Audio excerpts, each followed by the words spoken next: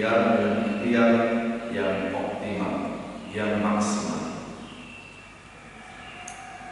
Kemudian perintah yang berikutnya di Al-Quran juga ada anjuran supaya kita bertawakal. Jadi bagaimana menempatkan sinergi antara ikhtiar dan tawakal. Al-Quran sendiri menjelaskan perintah berikhtiar itu di surat Ar-Rahman, surat 13 ayat yang ke surat 13 ayat yang ke-11.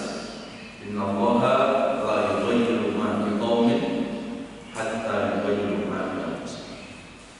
Dan ini juga dikuatkan di surat Al-Imran surat 3 akhir dari ayat 159. Fa idza azamta baru fatawakkal 'ala Allah. Innallaha yuhibbul mutawakkilin. Jadi perintah tawakal, perintah ikhtiar itu dibarengkan dengan tawakal.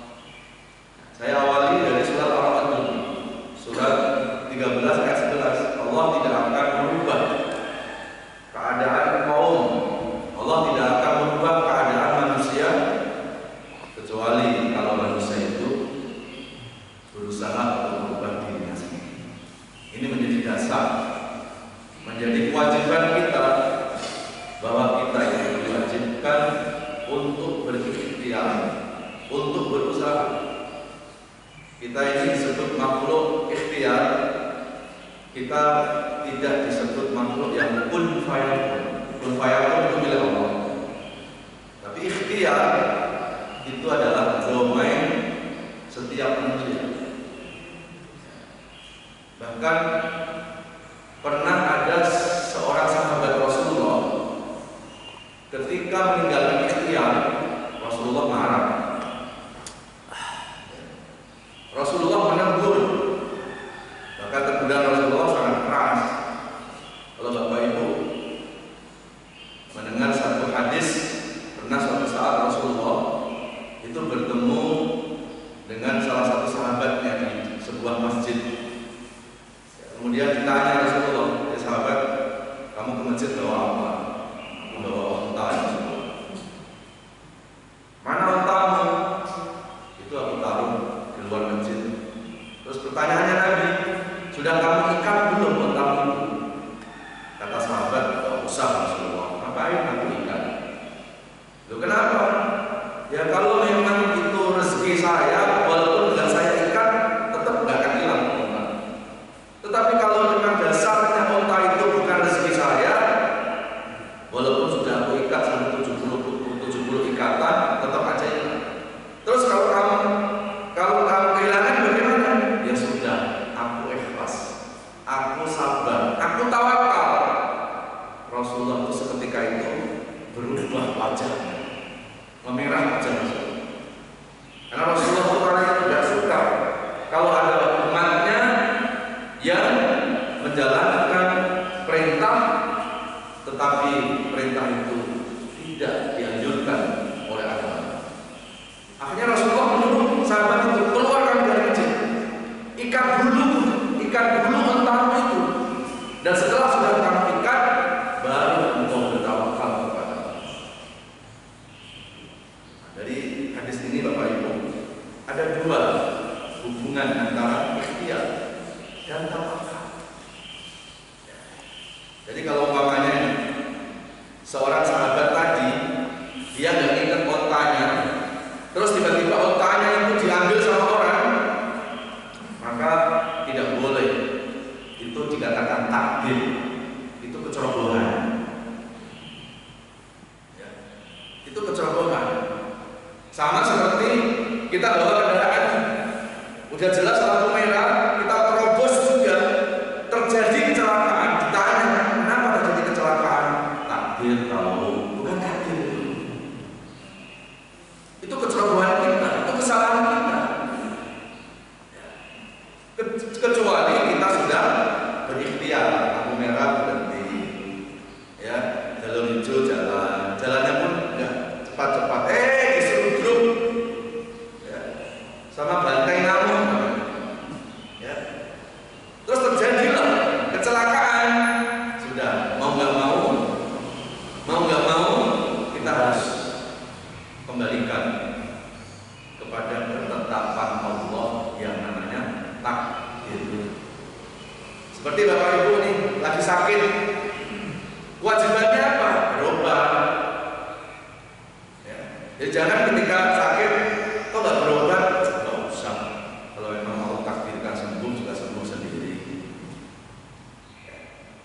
berubah. Ya. Terus kalau berubah kenapa? Udah, aku tawakal aja kepada Allah. Ini salah tempat. Tawakal itu dilakukan setelah ikhtiar. Ketika Bapak Ibu sakit, berobatnya ke dokter. Lah setelah jadi dokter, iya ya, kok saya sudah minum obat nggak sembuh-sembuh. Disitulah baru letaknya kita tawakal. Tapi itu pun jangan puas dengan tawakal, berobat lagi sampai ikhtiar kita itu maksimal. Sampai akhirnya sudah berobat lagi, maaf, tetap apa yang terjadi tidak sesuai dengan rencana kita. Kematian menjumpai kita. Disitulah baru kita yakin bahwa manusia punya rencana, tetapi rencana manusia tidak mungkin mengalahkan rencana Tuhan, tidak mungkin mengalahkan rencana Allah. Bapak Ibu sekalian, seperti dalam kondisi sekarang ini, sudah setengah tahun kita dalam suasana pandemi. Ya.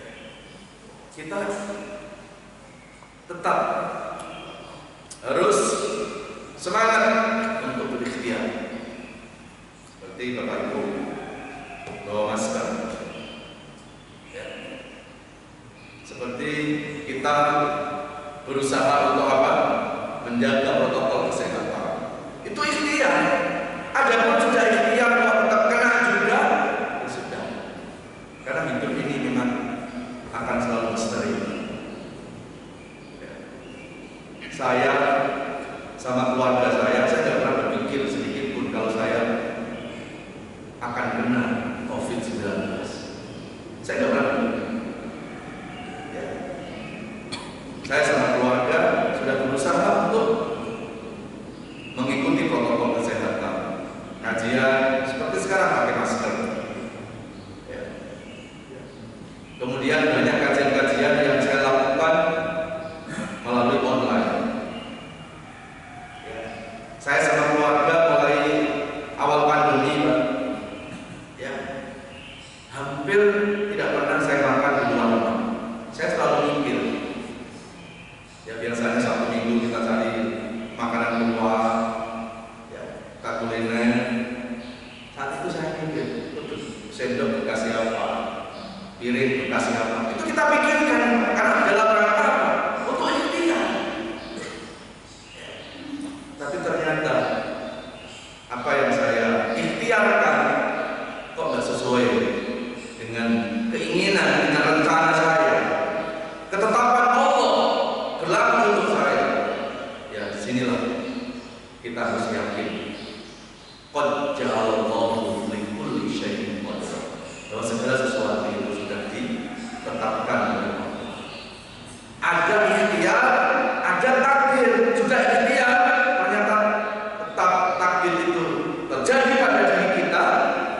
Sebagai orang beriman kepada Allah, kita harus ikhlas menjalaninya. Gak perlu kita bersuudzon sama Allah. Gak perlu kita berburuk sangka kepada Allah. Kenapa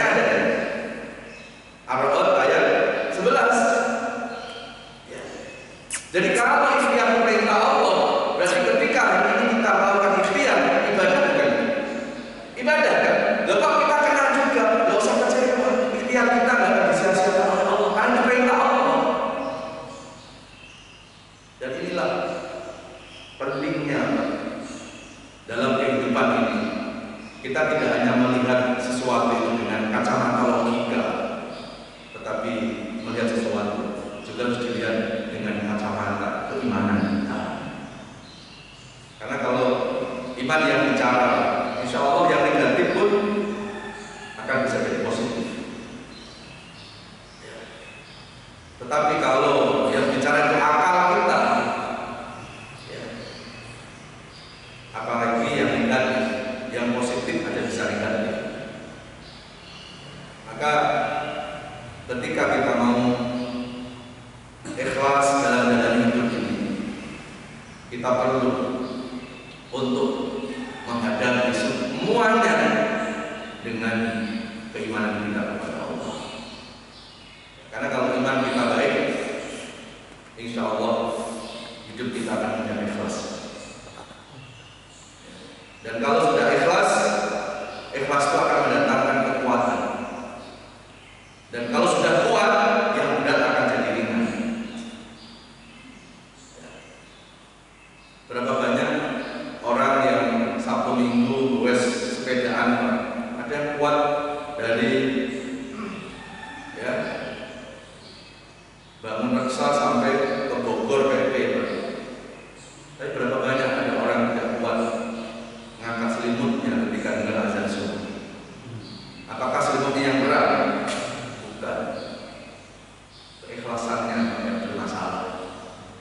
Kalau ikhlas, jangan kan sholat subuh berjamaah, tengah malam pun dia akan bangun untuk melaksanakan sholat tahajud. Jadi kalau ada orang menjalankan ibadah masih terasa berat, bukan ibadahnya yang berat. Dan begitu juga kalau ada orang menghadapi masalah, kok merasa masalah aku berat, aku stres, aku panik, aku putus asa, itu bukan karena masalahnya yang berat. Bukan karena masalahnya yang berat. Mungkin ketidak adanya keikhlasan dalam hidup kita. Kenapa kok kita sulit ikhlas? Ini hubungannya dengan keimanan kita. Kalau iman kita itu sudah baik, lama-lama ikhlas itu akan membuahkan yang namanya sifat ikhlas. Dan kalau sudah ikhlas, insya Allah lama-lama kita tidak mudah panik, kita tidak mudah cemas, kita tidak dihantui perasaan takut menghadapi hidup. Ngapain kita harus takut menghadapi hidup? Hidup sudah diskenariokan oleh Allah. Manusia hanya wajib berusaha dan manusia tidak wajib berhasil. Jadi manusia wajib berusaha, tapi tidak wajib berhasil. Karena berhasil itu hanya Allah. Ya, sama seperti maaf Bapak Ibu mencari nafkah, ada yang hasilnya banyak, ada yang hasilnya kecil, gak usah kita pikirin hasilnya. Ya, tapi maksimalkan ikhtiar kita. Tapi kalau nggak berhasil, gak usah khawatir, gak usah sedih, karena setiap ikhtiar kita itu akan diberikan kebaikan oleh Allah. An-Nisa surat 4 ayat 39. Innallaha la yughayyiru ma Innallaha la yadhlimu mithqala dzarrah wa in taku hasanatan yudha'ifha. Allah tidak akan pernah menyia-nyiakan kebaikan hamba-Nya, walaupun kebaikan itu sebesar zarah. Bapak Ibu sekalian yang dirahmati Allah Subhanahu wa taala. Kemudian setelah berikhtiar, maka kita harus yakin ada ketetapan Allah. Qul la yusibana illa ma kataballahu lana wa maulana wa 'ala Allahi falyatawakkalul mu'minun. At-Taubah surah 9 ayat 21. Tidak ada sesuatu yang menimpa manusia kecuali sesuatu itu telah ditetapkan oleh Allah. Tidak ada sesuatu yang terjadi di muka bumi ini kecuali sudah didesain oleh Allah. Nah, kalau semuanya sudah ditetapkan oleh Allah, lalu apa sikap kita setelah sudah berikhtiar? Wa maulana, sempurnakan ikhtiar itu dengan menyandarkan diri kepada Allah. Hidup ini harus punya sandaran. Kalau sandaran yang terbaik dalam hidup ini, sandaran kepada siapa? Pasti sandaran yang terbaik adalah sandaran kita kepada Allah. Kalau hari ini Bapak Ibu sandarannya kepada harta, pasti dijamin endingnya akan kecewa. Hari ini berharta, besok belum tentu. Kalau nggak kita ninggalin harta untuk selama-lamanya,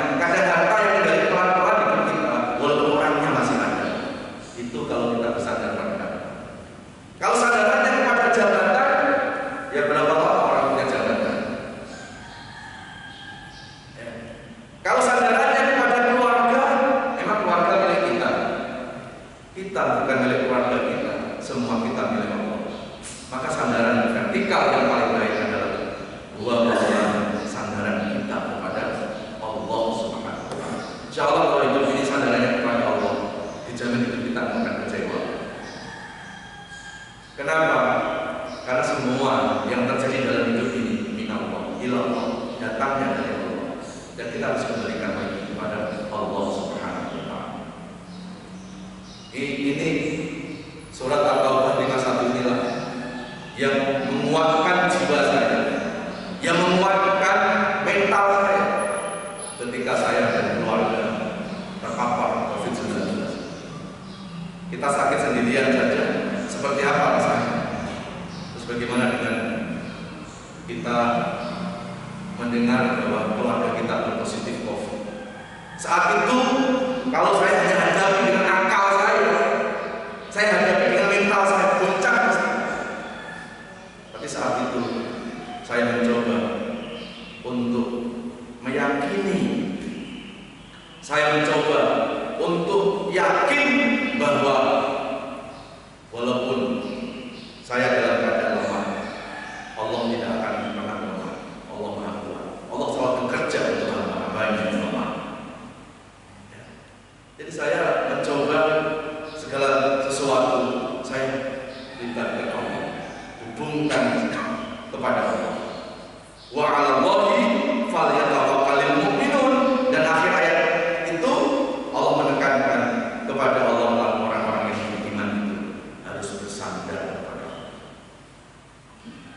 Jadi kalau kita ini punya sandaran vertikal kepada Allah, insya Allah hidup kita ini tidak akan terbebani oleh keadaan.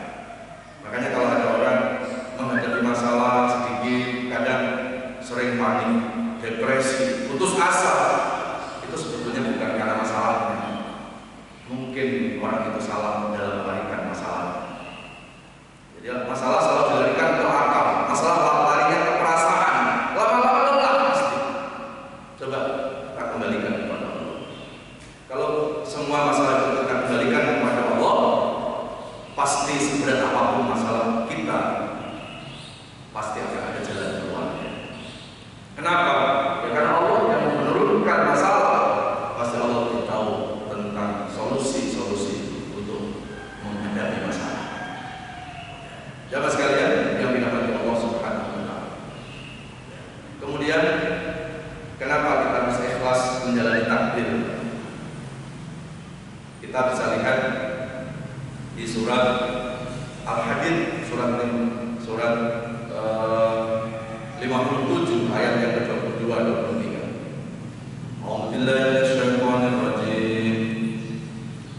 Bismillahirrahmanirrahim. Ma asaba min musibatin fil ardi wala fi anfusikum wala fi anfusikum illa fi kitabin min qabli an nabra'aha inna dhalika 'ala Allahi yasir likai la ta'saw 'ala ma fatakum wa la tafrahu bima ataakum wallahu la yuhibbu kulla mukhtalin fakhur. Subhanallah. Kenapa kita harus mengimani takdir? Ini ayatnya. Tidak ada sesuatu peristiwa yang terjadi di muka bumi ini kecuali itu sudah dituliskan oleh Allah sebelum peristiwa itu terjadi. Inna dzalika 'ala Allahi yasir. Semuanya itu mudah kepada Allah. Untuk apa Allah itu menurunkan peristiwa, menurunkan musibah? Likai la ta'saw 'ala ma fatakum, agar hidup ini jangan terlalu gembira terus, dan juga agar hidup ini jangan terus dalam kesedihan. Jadi kadang kalau orang itu hidupnya senang terus Pak, malah saya lupa sama Allah. Maka Allah turunkan musibah, paling tidak itu cara Allah supaya jangan sampai kita terlena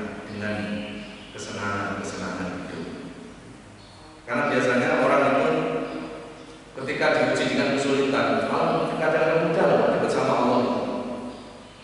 Tapi berapa banyak orang tidak lulus justru ketika diuji dengan kenikmatan. Saat ada masalah, kayaknya dekat sama Allah, berdoa nggak berhenti. Tapi begitu dihilangkan masalahnya, kadang kita dalam kesepian dengan Allah. Sama seperti kalau kita bawa kendaraan, kalau jalannya jelek, nggak mungkin ngebut kita, mesti hati-hati. Dan jarang kecelakaan, tabrakan di jalan jelek itu jarang. Justru tabrakan itu sering di jalan-jalan yang mulus. Dan inilah gambaran dari kehidupan.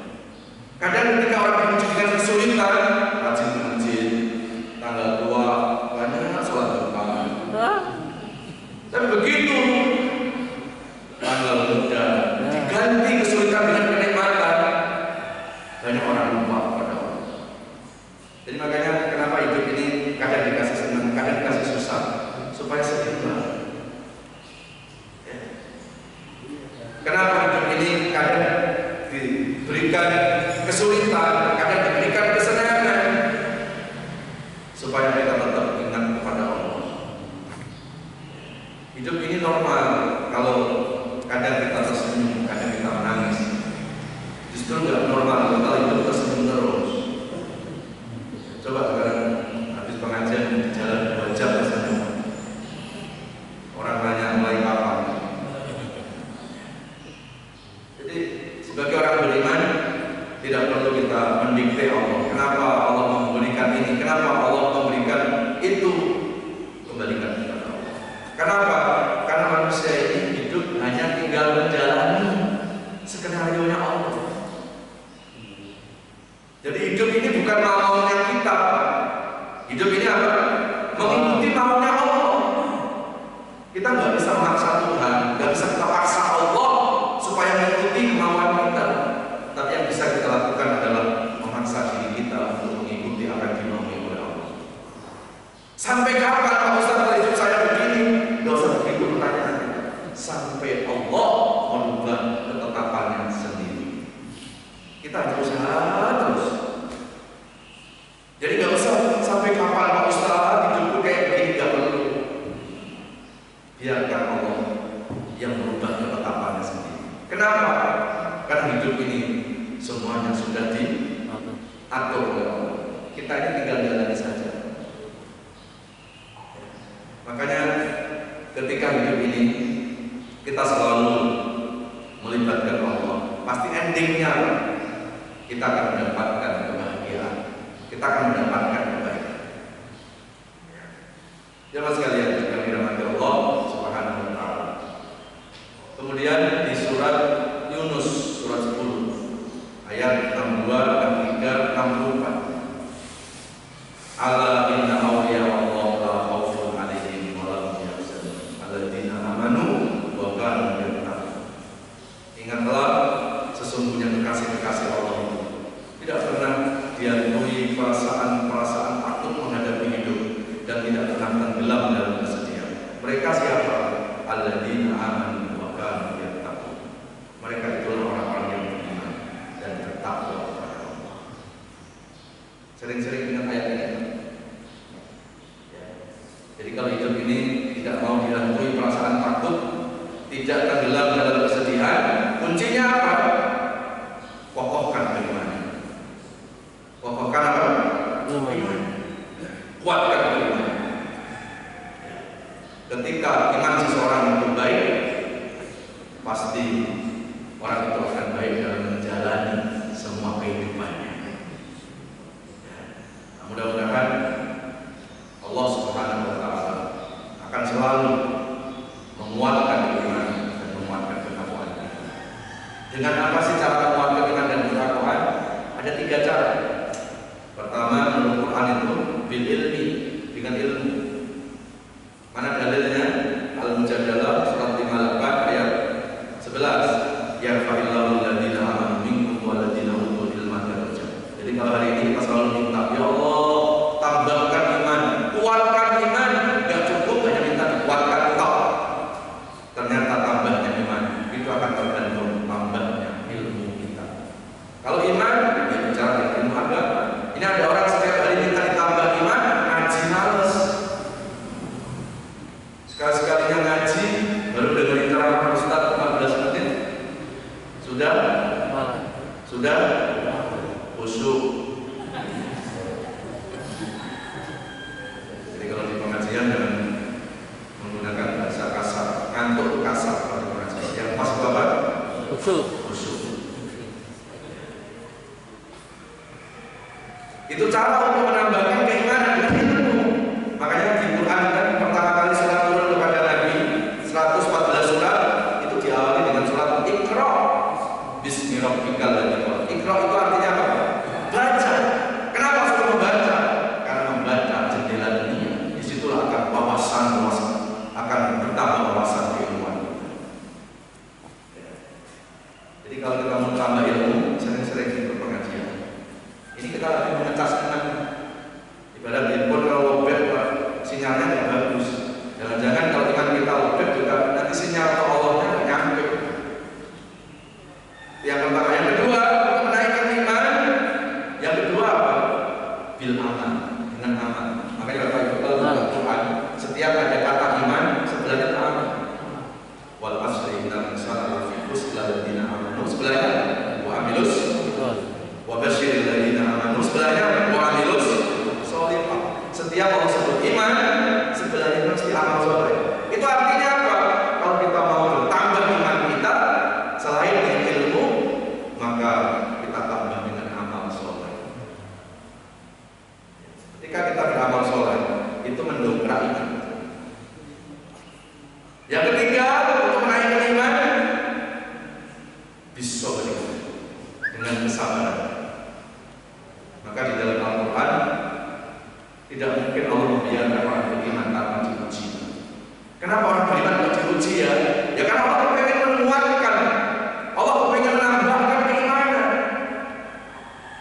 Jadi nggak usah kita takut kalau kita sudah mulai rajin ke masjid, rajin ngaji, kok hidup kita malah banyak masalah. Yakini saat itu iman kita lagi diseleksi oleh Allah, mau dinaikkan kelas. Ya, tidak usah putus asa, apalagi sampai menggerutu menyalahin Allah. Mendingan dulu Pak Ustaz, dulu gimana dulu saya masih brengsek, lancar dalam hidup saya. Kenapa sekarang saya rajin ke masjid, rajin ibadah, kok hidupku banyak masalah? Berarti Allah nggak adil, percuma saya ibadah. Ini orang nggak paham esensi ujian. Kenapa orang beriman itu diuji? Karena Allah ingin menyeleksi sejauh mana kualitas beriman. Jadi kalau ada orang baik, terus dia ngomong sama Allah, ya Allah, aku ini orang baik loh. Kira-kira Allah percaya nggak? Nggak percaya. Caranya Allah percaya bahwa kita orang baik, Allah akan turunkan ujian, dan setelah diuji itu luntur nggak kebaikannya. Itu cara Allah mengakui kebaikan kita. Makanya kenapa orang baik diuji? Karena diseleksi kebaikannya. Kenapa yang brengsek tidak diuji? Ya memang diseleksi sudah jelas brengsek. Orang diseleksi itu mesti kebaikannya. Ini baik gak? Allah uji kebaikan. Kok luntur? Apa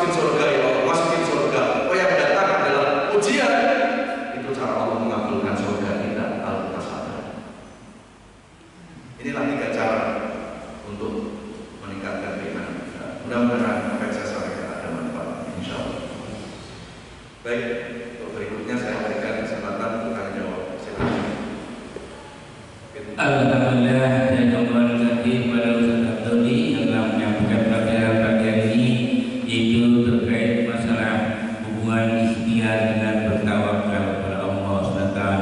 Kita langsung saja pada sesi dan jawab, silakan. Ada? Ya, satu. Ada lagi?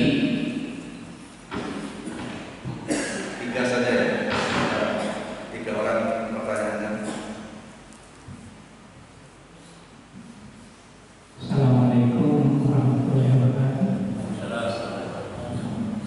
Ini Bapak menyebut iman.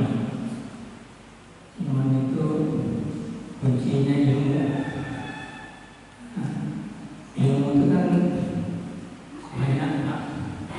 Nah, ilmu apa saja yang harus kita punyai supaya iman kita itu betul-betul kuat.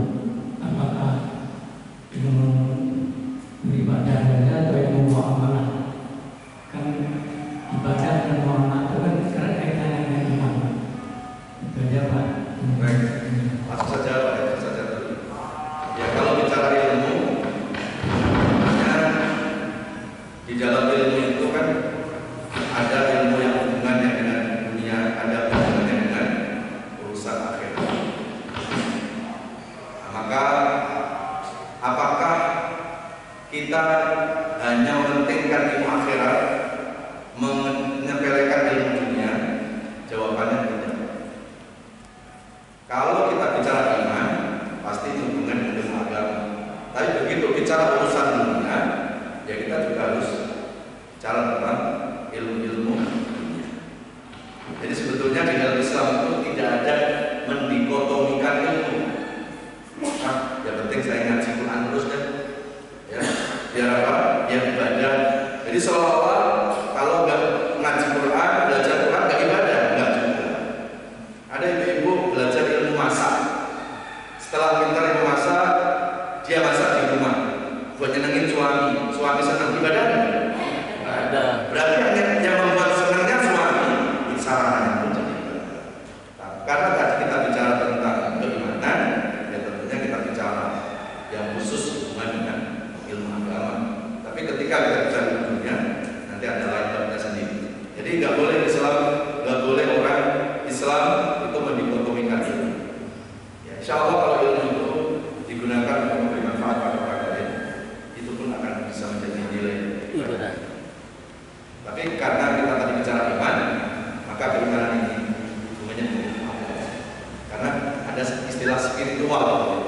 Nah, nanti kalau ilmu dunia ada kecerdasan intelektual. Ya, seperti itu. Ada lagi? Ada lagi? Ya, silakan.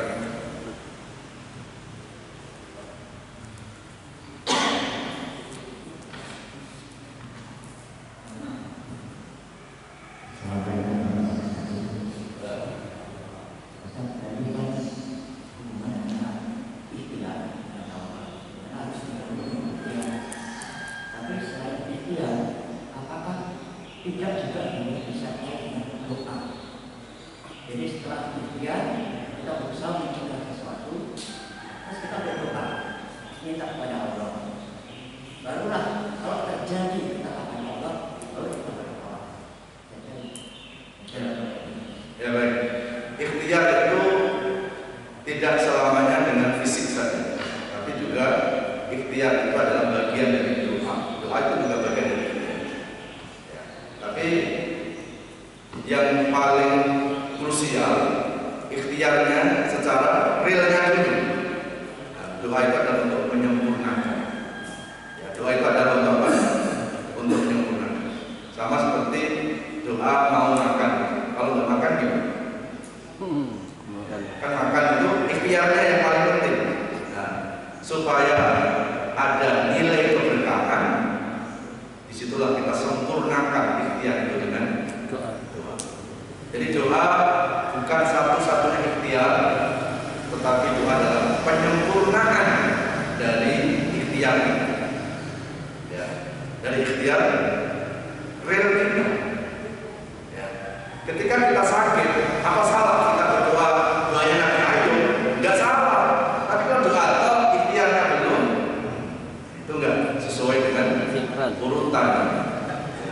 urutannya itu ikhtiar terakhir, setelah itu baru doa. Sama seperti kita mau mendapatkan rezeki, apakah cukup dengan sholat duha? Ya Allah, kalau rezekiku di atas, tolong turunkan. Kerja harus turun lah. Ya Allah, kalau rezekiku ada di bumi, tolong keluarkan. Ini kalau bahasa-bahasa yang standar, ini kita kayak nganggep Allah ini tukang panggul, yang di atas turunkan, yang di bawah keluarkan, kan nyangkul. Tapi usaha nggak mau, bekerja nggak mau, di masjid berdoa terus. Jadi tidak salah, duhanya nggak salah, duhanya nggak salah, tapi yang salah konsep ikhtiarnya. Bapak Ibu mungkin pernah dengerin hadis pada masa Sayyidina Umar bin Khattab ketika jadi presiden atau kalau dulu khalifah. Beliau itu selalu melakukan sidang. Sidangnya bukan di kantor pemerintah, sidangnya ke masjid. Jadi kalau pagi-pagi itu Umar selalu lihat masjid, lihat ada anak muda masih pada nongkrong-nongkrong di masjid, tidur-tiduran di masjid. Ketika ada ditanya, kamu punya istri, kamu punya keluarga, punya. Kata Umar, sebaiknya setelah kamu sudah sholat, maka bertebarlah di tempat mencari rezeki. Ketika ada orang mengatakan rezeki itu urusan Allah, salah atau tidak? Tidak salah. Tapi kita harus ingat, nggak mungkin ujung-ujung rezeki datang dengan sendiri. Sekarang gini Pak, nggak usah kita bicara rezeki yang di luar ya. Ini di depan ini ada 3 minuman. Ini buat siapa? Ini buat siapa? Ini rezekinya siapa? Ini rezekinya siapa? Ini rezekinya siapa? Bukan rezekinya Ustaz. Jangan bilang, yakin itu kan minumannya Pak Ustaz. Enggak. Ini akan jadi rezeki saya kalau saya berikhtiar mengambil. Kalau enggak saya berikhtiar, Allahumma barik lana fima razaqtana wa qina adzabannar. Kira-kira gimana? Atau kita minta sama Allah, ya Allah, ini kan minuman diberikan rezeki untuk saya. Ya Allah, tolong loncatkan mulut saya. Terus tiba-tiba loncat itu. Nah, jadi doa penting Pak, jangan bilang nggak penting, tetapi harus diawali dengan ikhtiar yang real, yang nyata, yang nyata. Satu lagi, ya, ada langsung aja.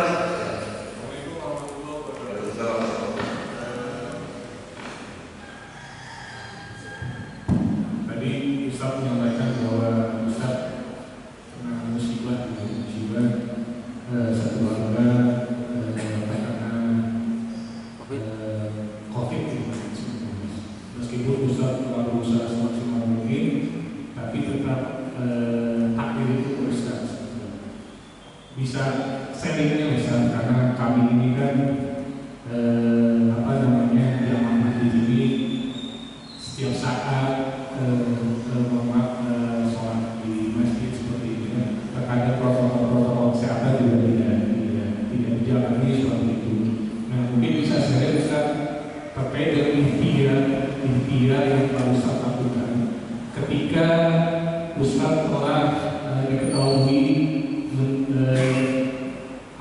positif corona seperti Ustaz.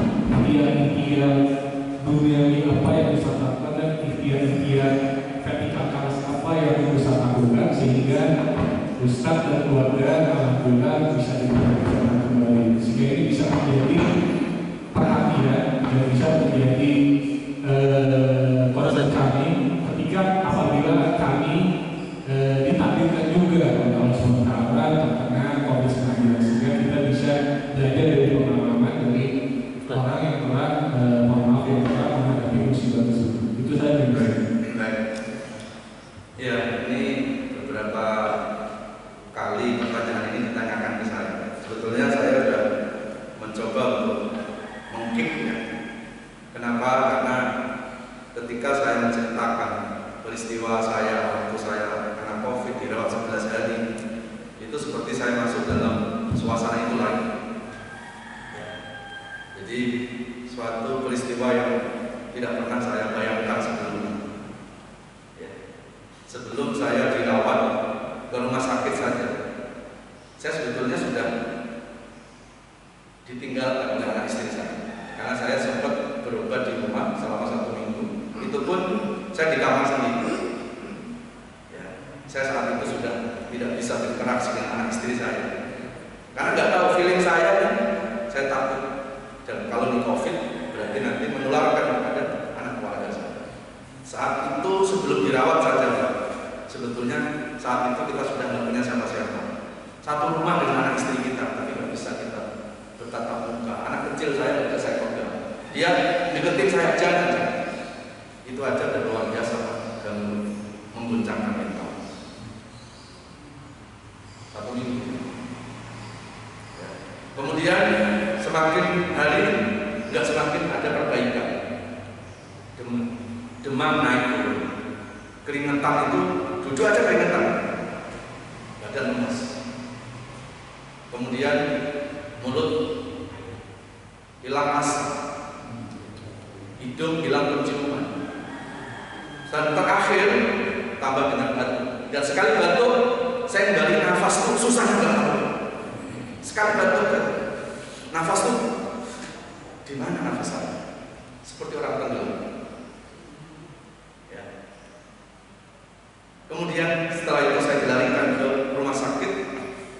Memang betul nafasnya sudah pendek saya. Dan saya selama 11 hari dirawat di tempat yang khusus, hanya cuma 1 tempat tidur, hanya ada meja kecil, tidak ada yang nungguin. Saya interaksi dengan suster itu melalui mikrofon yang ditaruh di atas kepala saya. Jadi kemaluan itu saya sekarat pun tidak ada yang tahu. Dan saat itu berpikiran macam-macam. Ya. Jadi jangan menganggap sepele corona. Jangan menganggap enteng yang namanya virus ini. Apalagi ada yang mengatakan corona ini kan konspirasi. Stop bahasa konspirasi. Itu orang belum kenal. Kalau virusnya ada virusnya. Ketika saya habis pulang kampung, itu yang kena itu nggak cuma saya, nggak cuma keluarga saya, orang tua saya, adik saya, keponakan saya, semuanya kena. Cuma saya nggak nyuruh diswab, karena ketika diswab berarti hasilnya positif, siap nggak mentalnya untuk cepat pakai ambulan. Kalau nggak siap, drop, apalagi ada penyakit bawaan. Selama 11 hari, hal-hal yang terjadi saya tidak tahu, dan pikiran kemana-mana. Belum lagi ketika anak istri saya pun positif kena COVID juga. Hantaman mentalnya luar biasa. Kecuali anak saya umur 5 tahun itu yang swab negatif terus 3 kali. Anak saya itu kumpul sama kakak yang positif, istri yang positif, tapi selalu dijaga oleh Allah, hasilnya selalu negatif. Jadi saya tidak mau mengajak jamaah dengan cinta saya dan langsung ketakutan yang berlebihan. Saya ingin Bapak Ibu punya kewaspadaan. Apalagi dengan kondisi sekarang ini, Pak. Rumah sakit sudah overload, sudah nggak bisa menampung orang kena COVID. Dia nggak boleh main-main sekarang. Ada tetangga saya, berapa hari yang lalu dia masuk rumah sakit, dia masih bisa video call sama saya. Berapa hari kemudian meninggal dunia. Kenapa? Karena rumah sakit itu tidak siap dengan alat-alat untuk menangani COVID. Dan dia cari sudah lebih 20 rumah sakit tidak menemukan. Sementara nafasnya semakin pendek. Akhirnya innalillahi wa inna ilaihi raji'un. Jadi persoalannya bukan cuma sakit, rumah sakitnya sudah nggak bisa. Ya. Jadi mau nggak mau, yang hari ini Bapak Ibu masih ditakdirkan Allah masih sehat, ngikutilah protokol kesehatan. Ya. Ngikuti protokol kesehatan. Kalau urusan agama ngikuti ustaz, tapi ketika bicara kesehatan mengikuti siapa? Ya ngikutilah orang-orang yang paham tentang ilmu kesehatan, ngikutin dokter. Ya. Jadi masker dipakai, itu ikhtiar. Jangan kita menganggap kan pakai masker itu banyak lemah. Apa hubungannya? Yang nggak pakai masker banyak kuat. Apa hubungannya? Ini ikhtiar, ini usaha. Dan usaha itu perintah Allah. Dan apalagi kita melihat kondisi sekarang ini justru bukan semakin berkurang. Ini lebih dari awal-awal waktu bulan Maret. Sehingga pemerintah DKI akan menerapkan PSBB lagi. Terus kita masih tenang-tenang saja. Ya, usaha harus semakin ditingkatkan. Ya, kalau perlu sholat pun sudah pakai jaga jarak. Tidak usah dipersoalkan urusan fikih lagi lah. Kesehatan itu lebih dari fikih. Kesehatan lebih penting, Pak. Jaga jarak. Ini semuanya kita lakukan bukan karena kita lemah iman kita. Bukan kita ya ngapain takut sama corona. Takutlah sama Allah. Konsepnya tidak begitu, Pak. Orang yang takut sama Allah itu pasti berikhtiar dan bertawakal. Gitu, Pak. Mudah-mudahan hanya saya yang merasakan COVID. Luar biasa. Luar biasa. Terutama hantaman mental. Hantaman mental. Ya, itu yang paling berat itu. Karena selama kita biasanya ketemu anak istri terus tiba-tiba kita sendirian. Terus kita kadang-kadang napas sesak. Apa yang kita ingin kalau nggak mati? Terus kalau mati, apa yang ada di pikiran kita? Saya tidak bisa balik ke rumah lagi, jenazah saya langsung dibawa ke Pondok Rangon. Itu yang membebani, ya, mental kita. Jadi saya tidak akan menakutin, karena saya tadi ditanya, ya saya jawab. Ya. Jadi luar biasa, ini ujian dari Allah. Ya, kita harus sikapi dengan kewaspadaan, dengan hati-hati, mengikuti protokol kesehatan. Kalau saya menyarankan sebaiknya masjid ini sudah sholat berjamaah pakai jarak. Ya. Loh, tapi kan ini nggak sesuai dengan fikih. Fikih itu kan luruskan salaf. Memang jaga kesehatan dari mana? Memang hanya cuma meluruskan salaf ini kan? Rasulullah mengatakan jagalah 5 perkara sebelum datangnya 5. Sihataka qabla saqamika, jagalah sakit sebelum jagalah sehat sebelum sakit. Ya. Jadi sudah nggak usah dibahas lagi lah masalah fikih ini ya. Sholat sah atau tidak. Sholat jamaah kita nggak sah itu kalau kita nggak baca Al-Fatihah. Yang dibaca surat Tanah itu nggak sah. Kalau kaitan dengan jaga jarak, ini kan fatwa sudah dikeluarkan oleh oke ulama dunia. Karena apa? Untuk memutus mata rantai. Kita nggak tahu kan, sebelah kita tiba-tiba dia bersih.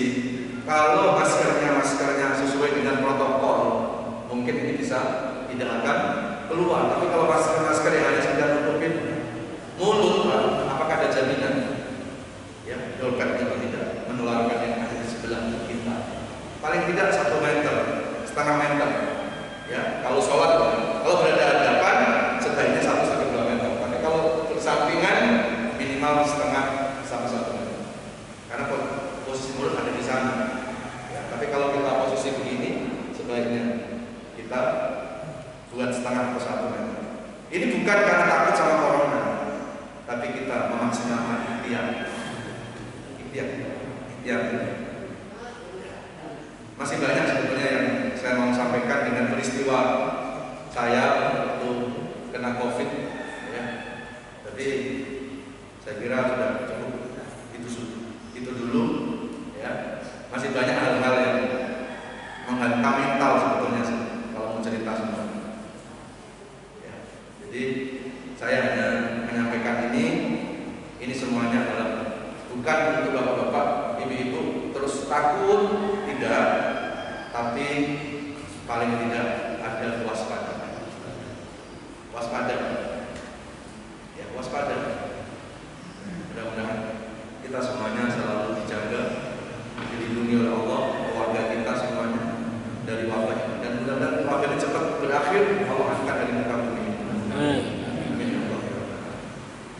Baik, saya kira Pak, ada manfaatnya. Kita tutup dengan doa. Bismillahirrahmanirrahim.